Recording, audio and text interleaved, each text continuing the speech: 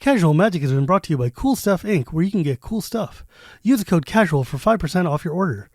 We're also sponsored by Quiver Time, makers of the Quiver and Bolt deck cases and other fine card-holding accessories. Use the code CASUAL on their site for 10% off your purchase. And by Architect, a deck hosting website that doesn't sell anything, but they like me and I like them, so kindly use them for all your deck list needs. Now, on to the show.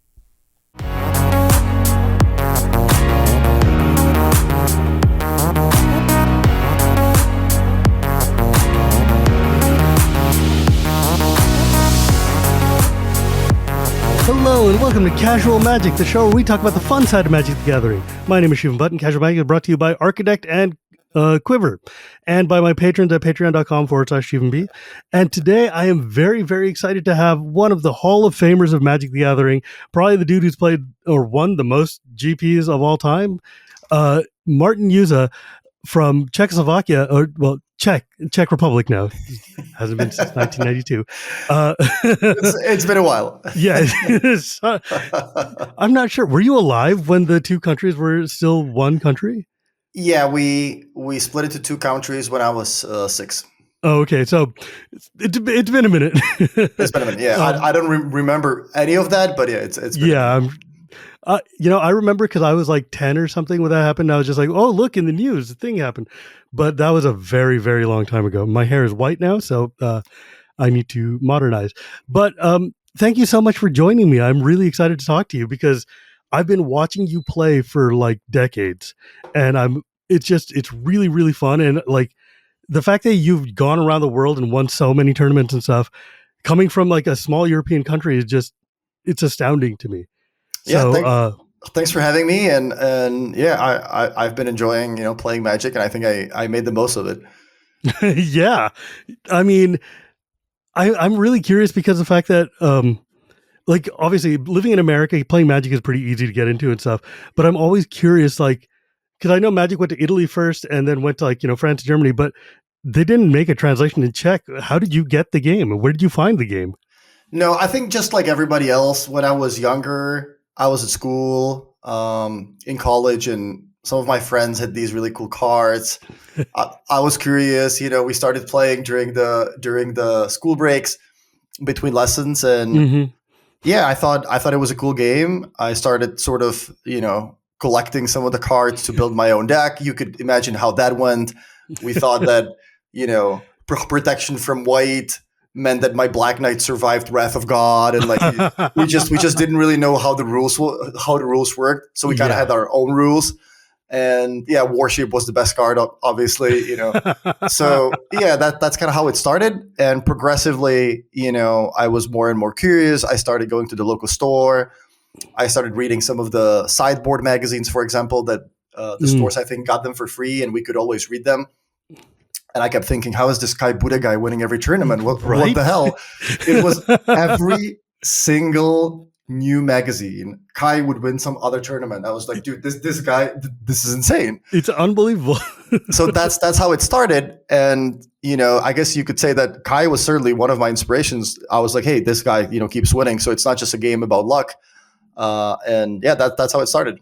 That's amazing. Because when I was a kid, like John Finkel was like the dude who was just winning all the time. And I remember watching pictures of him as like a kid and then growing up. And like every time I look, it's like, look, if Finkel has won another one and then Buddha has won another one, now they're fighting against each other. And it's like, this is the greatest thing ever. But what language were the cards in? English. Yeah, we don't have our own language. And I actually think that's also is something that improves your English. Yeah. Like being from the Czech Republic, in school, we have to pick up at least one other language, sometimes two. And when I was growing up, I was always watching, TV shows like Friends and, whatever. I love MacGyver, by the way. That was one of my favorite shows. So that also kind of helped me pick up some English. And yeah, I'm just kind of used to cards being in English, and I kind of just think of that as normal. Yeah, I mean, that's because I'm always curious, like, because, you see like Germany, they've got cards in German or like in French. And I asked my friends in Amsterdam, like, what language do you guys play in? And they're like, in English. And I'm like, that's, because a lot of Americans don't necessarily understand that we just have it easy. Everything is in English for us all the time. But you go to Brazil and they're playing with cards in Chinese because it's cheaper to get them from Taiwan than it is to get them from America. And I'm like, the kind of dedication you have to play Magic in a foreign language is unbelievable sometimes. But you, like, when did you start really going hard in competition? I think it was around the Odyssey block. I think Odyssey was my first pre-release. I probably went like 3-4, probably had a great deck. I think I had like 2 overrun back when I looked at my deck, back at school with my friends. They were like, oh my God, this is a 7-0 deck. I barely won a couple matches, but that's how everybody starts, right? So it was around Odyssey block. I think I remember buying my first pack was like Urza's Destiny. I think I got a donate in my first pack, and I'm like, wait, take my card and give it to my opponent. Why would I do that? That's my rare. Are you kidding me? Yeah. Man, Odyssey block was hella fun too. It was just very weird block though. Like that's the one with like all threshold and stuff, right? Yeah. So like the best thing to do is to throw your cards away. Why would I want to do that? That seems stupid. But like, because traveling to GPs and going like every weekend to different tournament stuff gets insanely expensive, but especially when you're in Europe and everything is far away. Exactly.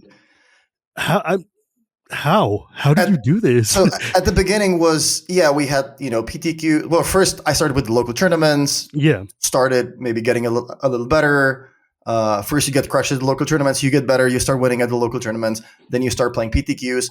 I think my first nationals was with Onslaught. Maybe my first Grand Prix in Prague was with Onslaught. I really loved the morph mechanic, by the way. That was a great set.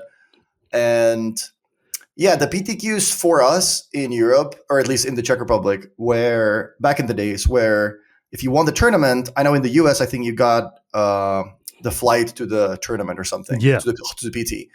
If we won here in the Czech Republic, we kind of just got a handshake. Maybe you would get a booster box or something. So nobody would ever really want to go to one of these.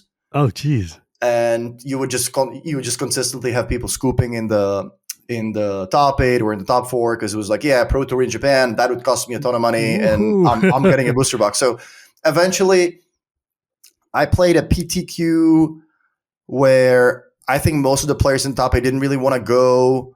And I'm just like, you know what? I'm going to give it a try. I was already kind of like really into cards. I was trading cards a little bit, maybe, to maximize, try to pay for my ticket by selling some cards. And obviously my parents helped me out with that as well. And that was my first Pro Tour. I qualified for Pro Tour New Orleans. Oh, man. And you can imagine how that went.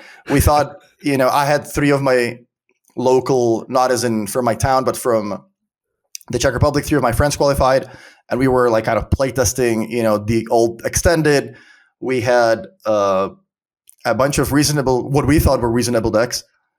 And then we showed up to the Pro Tour. I played a Psychotalk deck with like Isochron Scepter with like, turn 1 Chrombox Scepter with imprinting accumulated knowledge or Diabolic Edict. And my opponent went like,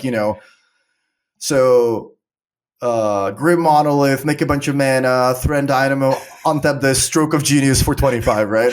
So we got absolutely demolished. I also missed 1 round because I was waiting in a line for a burger or something between rounds. So I was late for one of my rounds.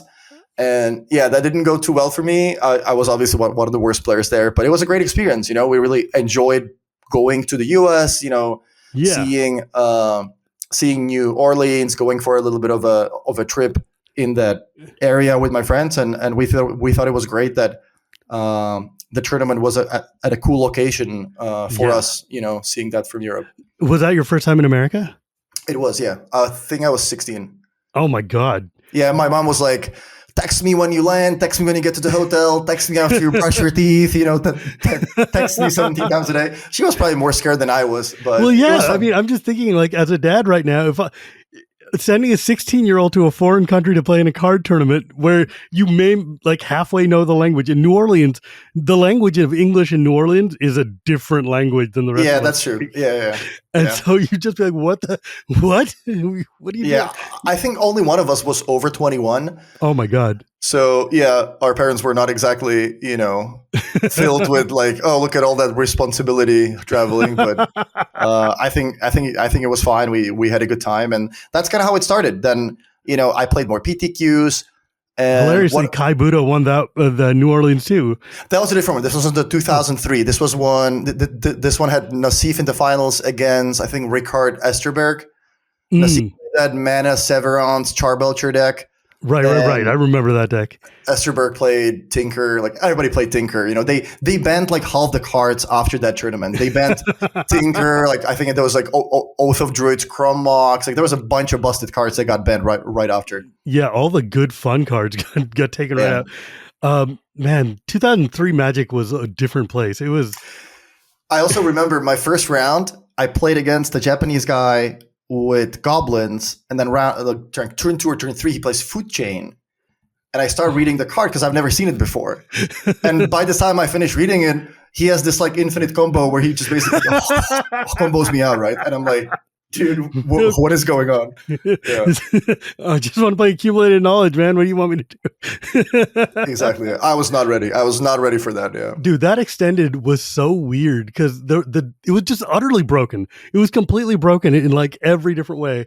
And like all the broken Urza's cards were legal for some reason. It was stupid. Yeah.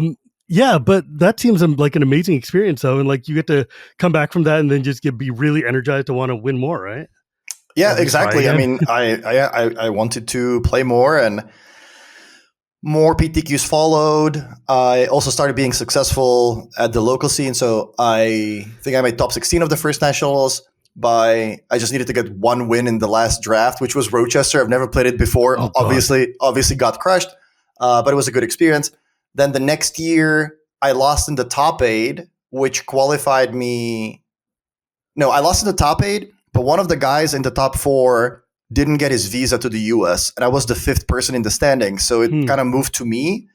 And back in the days, the top 3 players made the national team, and the 4th player went as well to the World Championship. Like a backup or something. But he was only playing the individual portion, and he served as backup in case something happened to one of the 3 players.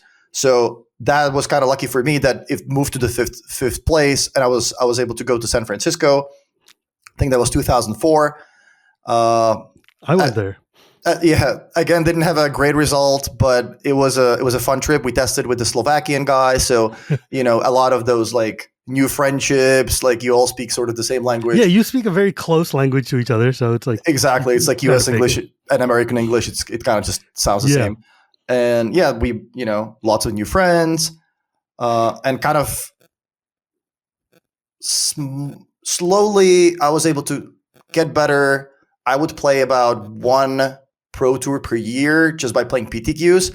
And then after this nationals, I won the next one in 2005, won the next one in 2006. Damn. And finished in top 3 in 2007. So that also always qualified me for Worlds.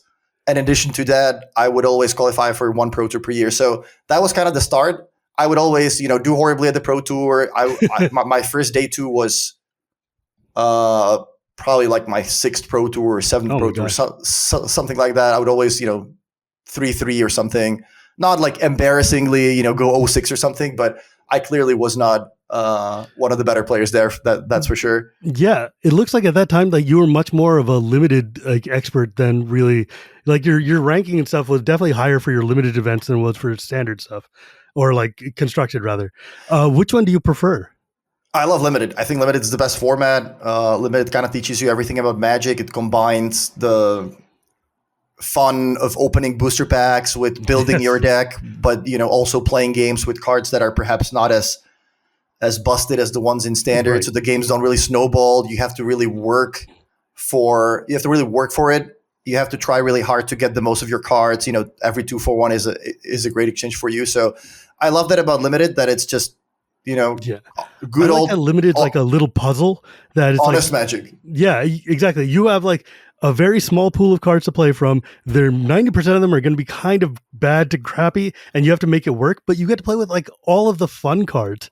Yeah. And I love like the playing with the sets theme.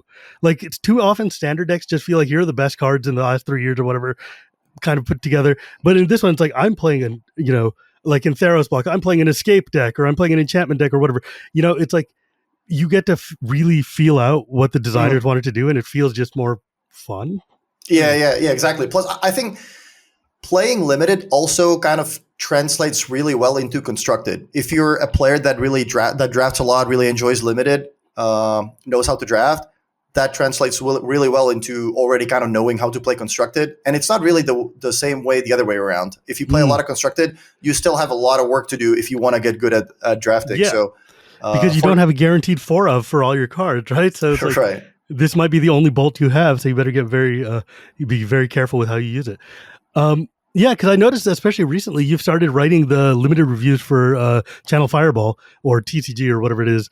How has that been for you? Because I was looking at some of your things, I'm like, he's giving this a 3.75. What the hell does that mean? Yeah, so that's pretty funny. I started doing that. Luis and Gabby are expecting twins just about any day now. And I stepped in for Luis to do the set reviews for the time being. And I really enjoy that. I mean, I love limited, and I love, a lot of my friends ask me for advice, and I love trying to explain to them why this card is good, why this card is not good. It could perhaps overperform in this archetype, underperform here. And I like doing that. And the reason why I started doing like 3.33, 3.75 is because I wanted to differentiate between 3.5. If you have two 3.5s, but I feel like one is a lot better, but it's not a 4. I kind of wanted to broaden the scale a little bit. Yeah, to broaden the scale a little bit and just make sure that people have just kind of more information, and they could differentiate between those if they see it in the same pack, for example. Yeah, so that's actually a good segue into like you've been part of Team CFP for a while, right? What is that like to work with the best of the best Pro Tour players and actually train for a Pro Tour? Like, what do you have to do? Like, I mean, we hear a lot about like the limited meetings where you guys sit and go card by card and whatever, but can you talk a little bit more about what that experience is like? What do you have to do to kind of get on that team, or what do you have to do when you getting on the team? I presume that if you're good enough, eventually somebody will ask you if you want to join them, right? I mean, I think I got kind of lucky that I started doing well around the same time when Channel Fireball was born.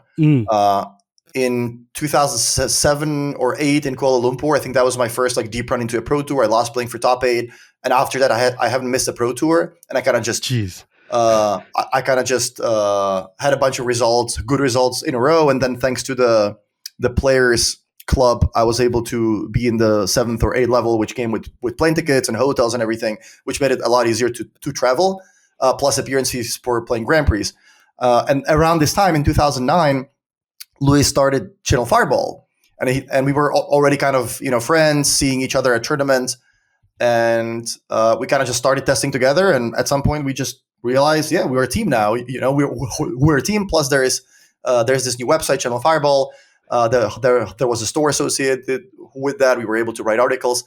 And that was kind of how this whole thing started. Building an ecosystem beyond just playing cards, right? Yeah, and then it's just like a bunch of friends already hanging out, chatting to each other all the time, sharing, what we think is good in certain formats. And these days, a lot of people ask me, "Hey, how do I get on a team?" Or how can I get some testing partners? And I always say, "Hey, just there's a lot of stuff online. There's a lot of streamers. Try to find like-minded people that have the same goals as you, even if you can't find anyone in the place where you live. There's a lot of streamers. They have Discords. There's a lot of communities that they chat about Modern. They chat about whatever format it is, and just try to find one of those communities. Find some new friends. Say that, hey, I'm looking for testing partners. I'm playing a lot of Magic. I'm looking for somebody who does the same. Maybe I'm preparing for the next RC or whatever the tournament that is, and just get yourself out there and fight some friends. Yeah, but how did you work with these people when you were in the middle of Europe and a bunch of them are in America before Discord or other things like that? Did you guys have forums or something? How does we actually we started by having actual forums. Facebook wasn't even a thing until 2009. So at first we had some forums. We had And you just put It was screenshots of your MTGO decks and be like, yeah. what does this look like? We had, I think it was the AIM Messenger, like that yellow thing. I remember using that. I remember using ICQ. I don't know Yeah, if baby, people, ICQ. if people still know what that is. I wonder how many viewers are going to know what ICQ is. Dude, my ICQ number was 875148. I don't know why I still Wow, remember it, but it was a 6-digit number. That's how early I got it. that's really cool. It was, Yeah, so we would kind of just like chat over these messengers. We would have a forum. Later on, we started sort of organizing things on Facebook. And yeah, being on a different time zone wasn't really that big of a deal, since as a gamer, if you can we dedicate a don't lot have of time. yeah, if you can dedicate a lot of time to gaming, you don't really care if it's 3 a.m. or 6 p.m. You're kind of just playing, and I kind of embraced the U.S. time zones, and yeah, You went to university? briefly, Briefly. but that was around the time when I was already doing pretty well. And I did the first year, and I'm like, well, I'll just take a break. I'll take a break for a year. And you obviously you can guess how that went. But what I 20 really years later. what I really loved about Magic back in the days was that the Magic motto back then was "Play the game, see the world." Yeah. And I thought that was a really clever way to market the game, because tell your friends that don't know anything about the game that you're playing this card game with dragons and elves, and a lot of them are going to be like, "Oh, that sounds really weird." Yeah, kid stuff, yeah. Yeah. Is it like Pokemon or something? Is it just like funny pictures? But tell your friends, like, "Hey, I played this qualifier tournament this weekend, and I won a flight to Honolulu." The tournament is in Hawaii, so in February, when you're all going to be freezing, I'm going to get to go to Hawaii, and everybody goes, "Whoa, can you please tell me more? Where do I sign up?" Right? So that was a really, really clever way from Wizards to market the game, and that's kind of what sold me on it. It was the proposition, like the idea of being able to travel to all these places, and I mean, dude, there are times like I've seen in your like history where you'd be like in Denver one weekend, and then in Kobe, Japan the next weekend, and then in like somewhere else the third weekend. It's like you must have spent a significant amount of time at airports. Yeah, so I always loved traveling. I thought that was the fun part, right? Like being a kid from the Czech Republic. Maybe I wouldn't, I probably would never have been able to travel as much, and this allowed me to both do something that I love doing. I thought I was pretty good at it, and I could also travel the world, make some new friends, make connections all over the world, and just see a lot of these cool places. And that was always the best part about Magic. And yeah, like I was talking to my girlfriend recently about traveling, and I mentioned that I made over 100 trips just to the U.S. and she thought I was lying, or not lying, but she thought I was like exaggerating or making it up. And then she found my old passport, and she was going through the passport, and she's God. Wait, you actually do have 100 stamps here? Like, you were not kidding? I'm like, no, I actually went to the U.S. over 100 times, which really puts things in perspective. That's crazy. I think I played more GPs in Singapore than I played GPs in Prague. It is kind of wild. Also, back in the days, when there was this level 7, level 8 thing, this like pro players club that came with the flights and hotels, it also had GP appearance fees, and the appearance fee for a Grand Prix used to be $500, which, if you had some sponsorship going on, you were able to write an article maybe on the flight there or on the flight back. You would basically pay for the travel. And I'm like, hey, if I can, travel for free, and maybe I do well at these GPs and grind enough points to, do well in the Pro Players Club as well.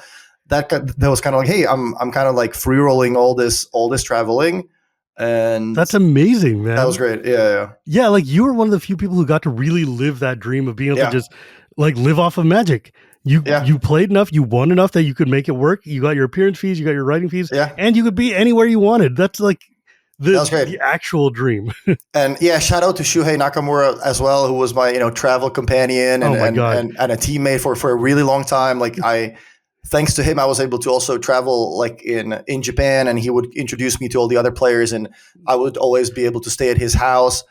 And yeah, that made all the traveling so much easier. And with Shuhei and with a lot of other people, we were able to travel to so many cool places. We went to Easter Island. Yeah, that was one of the things we always try to make the most out of it, not just by playing the Magic events at those cool locations, but also to travel to some cool place that's around the smart thing.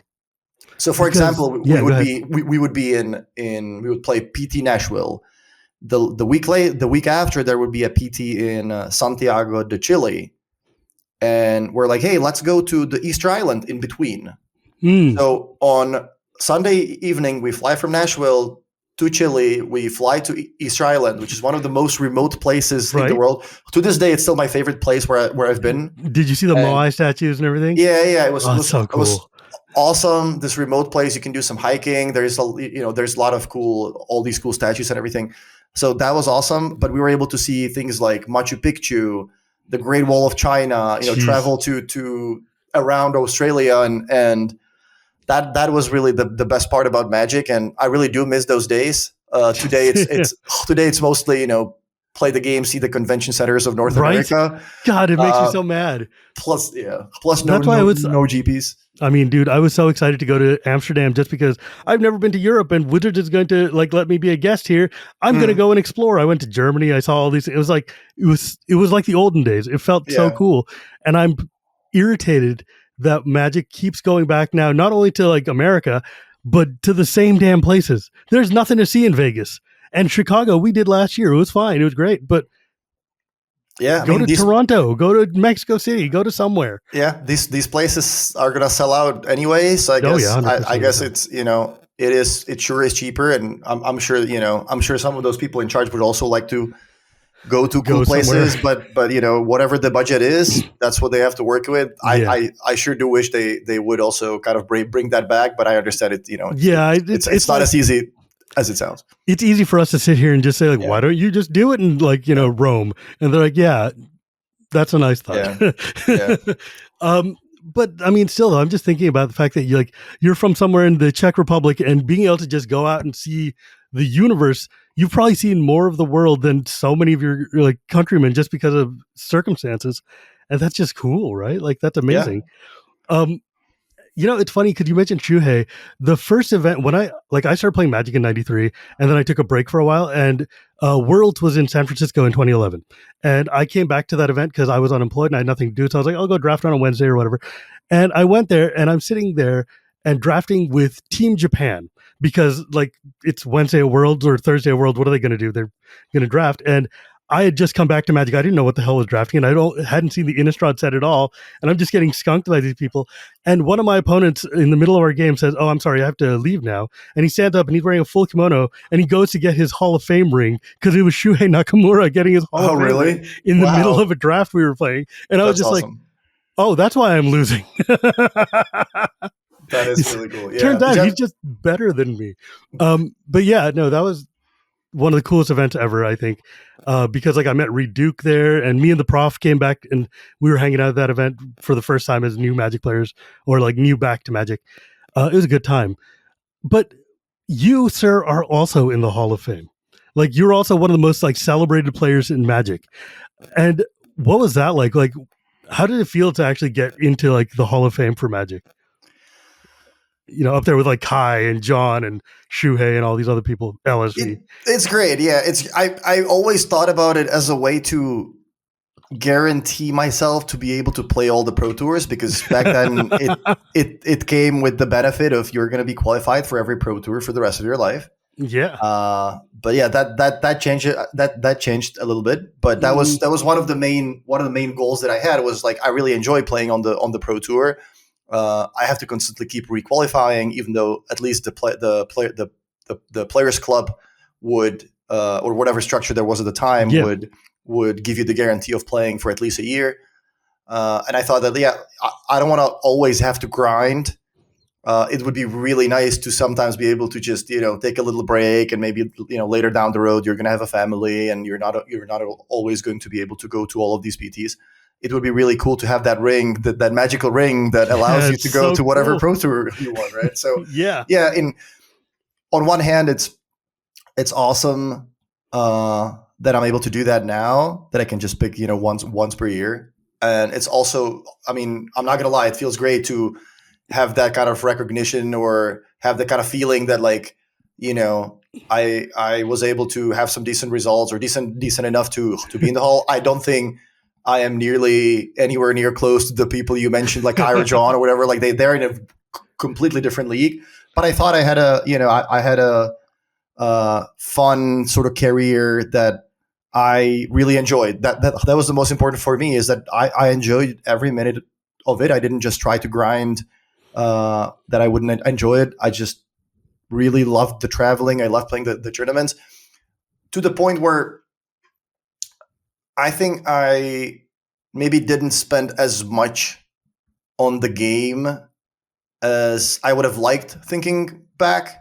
I think I certainly had the room to maybe test a little bit more. Like, you would always have, these players that would be at the top of the game. Like right now, you could say that Simon Nielsen and Javier Dominguez, those are the two top players, right? Yeah. They play a lot of Magic, and the results are super deserved, because Simon's having a god tier year right now, man. Exactly. Practice makes perfect, and they deserve to win more because they practice more.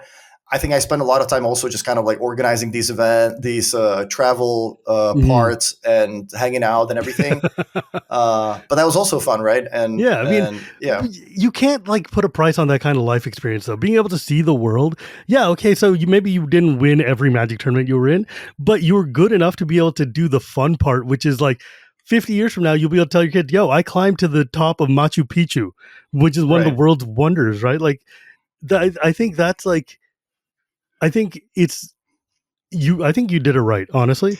Like, I think you did it the right way, which is like really, because I know so many grinders who've been like, they would go from like Kansas City to Topeka or whatever it is to play the GP or the SCG each week, and just spend each weekend in the con hall, sell all their cards on Sunday, and then go to the next con hall and next con hall. And then they'd be like, I'm like, wow, you've been all of these places. What have you seen? It's like Burger King. It's like, come on, man. Like, at least try to live a little. And I think having that kind of experience of being able to go around and taking a minute and just take in the fact that this card game has brought you to the Great Wall, or has brought you to Kobe, or has brought you to Berlin. It's like, why just look around, man? It's so cool. I don't know. I really enjoy that part of Magic a lot. I love meeting other Magic fans from other places and just being like, this is rad. I think I had a great balance between just having a life that really fulfilled me, and I was able to make new friends and see all these places and everything, but also do well enough to keep myself on the train and have these flights paid for and everything. Could I have had better results? I'm pretty sure I could have, but I kind of chose this balance of. I'm still pretty sure I was testing more than 99.999% of the people, but there were certainly always players that I felt like were slightly better prepared, because they just dedicated a little bit more time to testing, and I think that's great, right? That's how it should be. The players that spend the most on preparing, they should be rewarded with better results. And obviously then you have some extremely talented people like Kai or John that could just show up to every tournament and just win anyway. Yeah, Paulo was a great example, and just win anyway. But I don't think I was that gifted or anything. But I think I was dedicated enough. You're consistent, is what you are. Right. That's true. Yeah. Like, and it's wild because you're talking about yourself the way I would talk about myself in Magic. And there's a vast difference between you and me. You're in like the top 1% of all players. And the fact that, there's like maybe 15 people in the world who are better than you at any given time. There's like 150,000 players who are better than me at any given time. But it's, I don't know, it's humbling to kind of hear this kind of stuff coming from one of the players I admire the most, who's sitting here like, you're just hella good at this, man. It's like, so it's like, it's nice to know that there's something to work for and some kind of motivation. Like, oh, I can still try to be better than that guy, right? I mean, maybe not Paulo, because who's going to be better than Paulo? But like, what was it like though when you're like in like this rooms with CFP and you're sitting there like, oh, there are like 6 guys in this room and 5 of them are the best players of all time, and you're like, what? it must be very weird to be like practicing with some of these guys sometimes. You don't really think about it that Well, I guess way. not. After the first time, then you're like, okay, whatever. They're just my friends. You are certainly thinking like, I'm grateful to be here.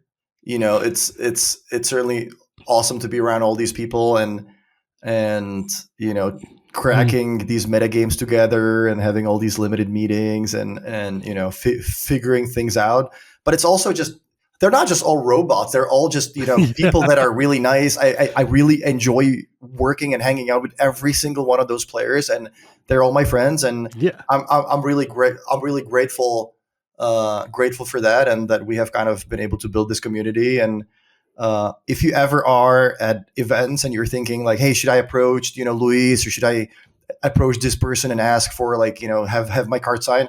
I can guarantee you, all of these people are extremely nice, very easy to talk to, and as long as you're not asking to have 100 cards signed or something, they will always chat a little bit, take a photo, and they're all very humble and Yeah. absolutely reasonable humans, just like everybody else. We just happen to have slightly better results in Magic So than someone else. in 2011, when Reed Duke was the Mox champion and he was at Worlds year, I was just playing in a sealed event and I'd been losing like all day, and I was like, you know what? Me and him were playing against each other, and I didn't know who he was at the time. And I was just like, you know what, man, I think I'm done with Magic. I've just been losing all day. I'm bad at this. I don't know what I'm doing. And he stopped and took 20 minutes and taught me how to build a sealed deck, taught me how to draft, and taught me how to like build a curve and everything. And because of that, I stuck into Magic, and now I'm like one of the people who runs Commander, and I do the podcast and everything. All because this dude who's literally one of the best players of all time Mm. spent like it was a human and was just kind, right? Like it's always stuck with me. And like in Amsterdam this year, I got to meet Kai Buddha, who's like one of my personal heroes, and I had him sign Gavin's card for him, the Great Juggernaut that he made at the Unknown event. And I was like, dude, I've always wanted to meet you. I've just been terrified because Kai Buddha is a very intimidating guy, but he was so kind and so Yeah. friendly, and just like he's humble, man. For the dude who's like one of the best players literally ever, he's just a real chill dude. And Dude, yeah, he's great. He's great. He's very humble. He's really easy to talk to. he's funny. You can chat to him about football or whatever. And yeah, he's basically the personal hero of every Magic Everybody. player. But he's one of the nicest guys out there. Like him and Reed, like super nice guys, super humble, Yeah, easy to approach. Yeah. man, that's so cool. But so it seems like you've stopped like competing more, right? Like you don't really do a lot of the hard grind anymore. Not really that, but also, I mean, I do have a girlfriend. We're sort of thinking of starting a family, and And you want to actually get a life a little bit more, more. yeah, more life stuff. Plus, yeah, I've had some things that I needed to work on and figure out in the last couple of years. So I had to play a little bit less. I did skip some PTs, and I also kind of started working on the game, because like one of the things I would really enjoy doing, that I would like to do, is I would like to work on the game. I would like to work on the game from a perspective where I could change things from a position of sort of kind of uh Experience, or right? yeah, the experience. And like, I think I have a lot of ideas. I think I have a lot of feedback, like being somebody who played, I think during the last 1 years, I probably played the most events out of literally everybody in the world, maybe tied with Shuhei. Yeah, I believe that. I played like 250 GPs, 60 Jesus Pro Christ. Tours, all these Magic World Cups, Nationals, PTQs, local events. So I think I have a pretty good understanding of what the average Magic player wants.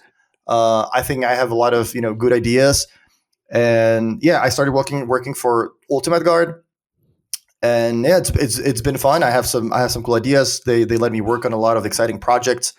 I mean, They you got let to do the live cube at Vegas this year, Yeah, which was like the Cube World Championships or whatever. One of the coolest things I've ever seen. that was one of the things I had in the back of my mind, that I would one day try to do something like that. And Ultimate Guard gave me the sort of the opportunity to do something like that with their help, basically. uh and I had this like kind of thing in mind, and at first I wanted to run it at the MagicCons. I wanted the qualifiers to be there, so that if you go to the MagicCon, you can directly qualify into the Vintage Cube Draft that would happen there, and the Cube Draft would be where players keep the cards. But the MagicCon already has a lot of big events. There's all these 100Ks, PTQs, Secret Lair events, MagicCon Cups, right? So it's really hard to try to fit 8 big qualifiers in the MagicCon as well into this giant schedule. So that basically didn't really work out, but I was really determined to make that work. So I went to Magic Online and I'm like, hey guys, Vintage Cube is your flagship product, right? Everybody loves it. Shout out to Daybreak Games, by the way. They are a bunch of really great people that really care about the community. They really work with the community, and they really want to put the best product out there, make the client as good as possible, make the play experience as good as possible. They respond to feedback. And shout out to Ryan Spain. He used to also stream himself. He used to work for WotC. He's also one of the people who also loves Magic, loves the history of the game. And also, if it wasn't for him, this project also would never be the same. It probably wouldn't even happen, or wouldn't have happened. And Ryan was also pivotal to making it work. He was the person who kind of championed it at the Daybreak side / Magic Online side. But I mean, just the idea of like making a full paper Magic vintage cube and drafting it and then giving the whole damn thing away is just like, oh my God, what? Like, this is the coolest thing ever. Yeah, that was fun. And one of the coolest things I think was that because we were able to work on it with Magic Online at Ultimate Garden, we had the Magic Online platform to run the qualifiers. It cost $6 to play. $6 was the entry fee. There were 3 stages of qualifiers, but $6 got you to the first stage. And then if you kept winning, you didn't have to pay anything more. And 2 players on the final table in Vegas, they actually qualified on a single entry. So they turned insane. $6 into a Vegas trip of a lifetime. You have your flight paid for, you have your hotel paid for, you're drafting Vintage Cube with Power 9, you're keeping the cards, right? That was great, yeah. That is so insane. The only part that I didn't like was that it ended up being Rochester Draft, which I understand, like, you want to show off the cards and stuff. Yeah. But Rochester Draft is really, really hard. Yeah. I know it's not great for the camera. It's really easy to lose track of what the players are drafting or what's going on. But you really, really, really want that for the television because you don't want to miss out on some of these exciting picks. You really want to capture the moments where somebody opens the Black Lotus or the power pieces, right? Yeah. And for that reason, like... Yeah, I get it. You either have 8 cameras around the table, which comes with... That's a lot of logistical nightmares, plus extra money, extra people. And so we just made it Rochester, which also... That was the format of all the beta drafts during the 25th anniversary, and we kind of thought that worked out reasonably well. Oh yeah, weren't you in that? You did the beta draft for the 25th anniversary, didn't you? That's how this whole thing started. I was in Vegas for the 25th anniversary Grand Prix in 2018, and I qualified for this beta draft qualifier online, and I'm like, you know what? That sounds good. I'll play it. Why not? But then I went to the Grand Prix and I woke up in the morning and I was super jet lagged and I'm like, oh my God, I just want to drop and not play. But I couldn't find anyone who would drop me at the venue, and I didn't want the $50 to go down the drain. So I made myself wake up, shower, go to the site, and I just happened to win the first qualifier. And then I'm like, hey, what is this thing? Even we're drafting beta, and I talk to my friends, and I'm like, oh my God, look at these prices of these cards. And I started, learning the card prices, and then eventually it was one of the best experiences of my life. So cracking beta packs, playing with just these horrible cards with banding and Uthden trolls and just garbage, right? Exactly. So that was fun, and that was also one of the things that kind of made me think about let's play with these old cards. Let's actually make it so that the people can keep them afterwards. And the Black Lotus sells really well, right? The Power 9 sells really well. So yeah, but if I won a cube, like the world cube like that, I would not sell that Lotus. I would want to just be like, look at what I got. This is the coolest thing ever. But that's because I'm a collector and I like to collect old things. Man, that was such a sick event, and I hope you guys do more things like that, because I think reminding people that you can do really fun things with Magic is one of the best parts of Magic Cons. For instance, the Gavin events are amazing. I know you got a card recently. Did you actually end up getting a copy of it? I just recently learned about that. I didn't even know. And someone was like, hey, is this, supposed to be you? And I'm like, why would that be me? And then I learned that there's a bunch of cards like that. I'm like, oh wait, that perhaps is actually me. There's nobody else named Juza. I just started kind of putting it out there that I'm interested in picking up a copy or two of this, and some people reach out that they would be happy to send me one. Yeah. So yeah, that's awesome. Shout out to Gavin. Gavin is doing I love what Gavin does. Gavin just makes people excited. He does fun things, and I think that's what Magic should be about, right? Magic should be about these exciting things. It's not just like play the game and win some booster packs, right? Sure, that's fun, but let's make it a little bit more special. And Gavin is doing an awesome job traveling around the world, making people excited, making the community more fun and a better place. And shout out to him. Yeah, I think making these, like, I know a lot of people are angry that like, oh, these are convention only experiences and stuff. I'm like, yeah, but if you do go to the convention, you should have a cool experience. Right. And being able to do these really just awesome in-person Magic events is so big to building the community and to like just making it feel good. And I don't know, I think that they've been doing a great job. I hope they go back to Europe. I hope we go to Asia. Like, I want to go to Asia or Australia, like that would be cool. Those players get to have fun too. Me too, man. Me too. Yeah. Asia, definitely, they deserve a MagicCon. I think the MagicCon would sell out in 5 minutes if there's one in Japan or something. Yeah, if they did one in like Japan or in Singapore or something, it would be insane. It would be so cool. Yeah. And Singapore is one of my favorite cities to go to, so I just want to go back. But yeah, man, this has been a wonderful, delightful conversation. Thank you so much for coming on today. I really appreciate it. If folks wanted to find you or read your stuff or whatever, where could they go? So thanks for having me, first of all. You can find me on Twitter, just my name, Martin Juza. Same on Twitch. Also, although I don't really stream as much as I used to. I used to stream every day during the MPL years. How was that for you, man? I know you were in the MPL for a while. It was fun. I appreciated being in it. I thought the execution of the whole thing was not very good. But yeah, I don't think it was the players' fault that the whole thing didn't work out. Yeah. I certainly felt bad for the rest of the world that there were no other events for a couple of years and they all had to watch the same 32 players. Yeah.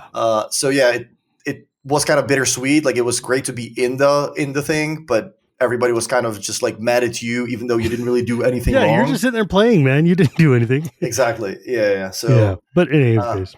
Yeah, I mean, for exactly that reason, I wish I could sort of work on the game in a way where, I would be able to sort of maybe try to suggest ways where things like that would work. And I think I consumed so much content, so much coverage, played so many tournaments. I was now a part of the broadcast team for maybe 50 events already for Wizards, DreamHack, Red Bull, CFB, all these companies.